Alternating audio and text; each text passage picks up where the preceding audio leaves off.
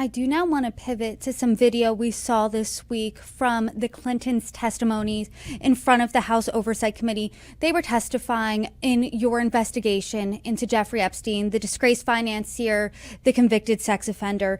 And you said on the day of former President Bill Clinton's testimony it was a historic day for transparency.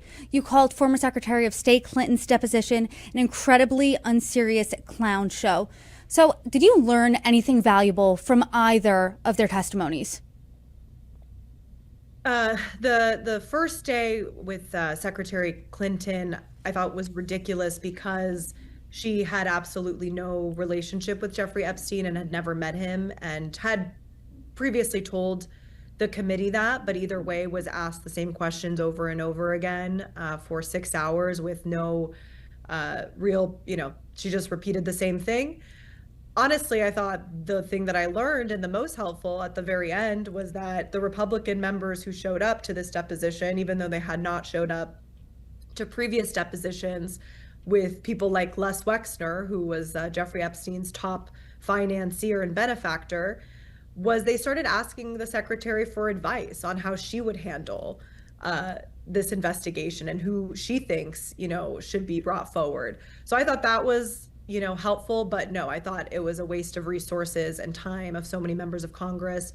During the president's deposition, I do think that one was fair, and I think it was important to do because the former president was in the Epstein files and had a relationship with Epstein and Maxwell, and I think it was important for him to answer those questions about the timeline and nature of their relationship.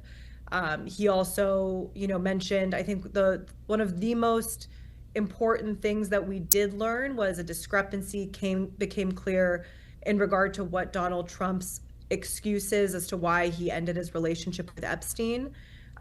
President Clinton recounted a conversation he had had with Donald Trump where Donald Trump had told him that it was over a land deal, whereas publicly Donald Trump has said that it had to do with his behavior and Mar-a-Lago.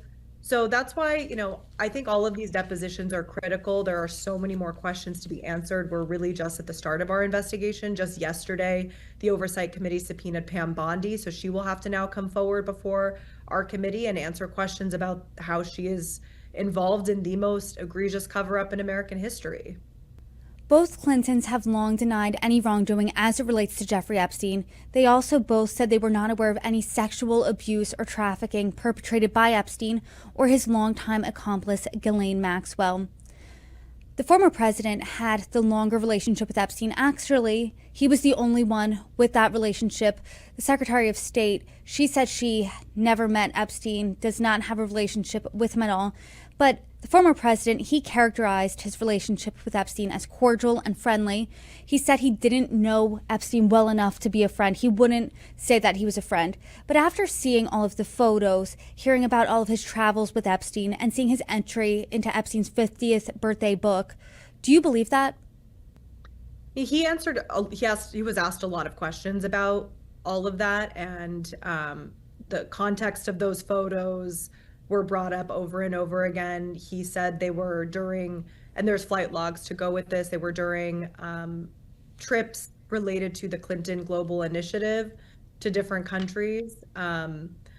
Look, I think I don't 100% believe anyone right now, and the reason for that is because we don't have all of the information. The Department of Justice is still withholding millions of files, and they've managed the entire process atrociously. We just learned that they are withholding FBI investigative materials around allegations against the president. So that is why we will continue to say we need to end this cover-up and we need all of the files. And nothing should be withheld because it is against the law. And once we finally have all of the information out in the public, there will be a lot of questions around investigations that need to take place by the FBI and others into these allegations, and people need to be held criminally accountable if they committed a crime. It's that simple.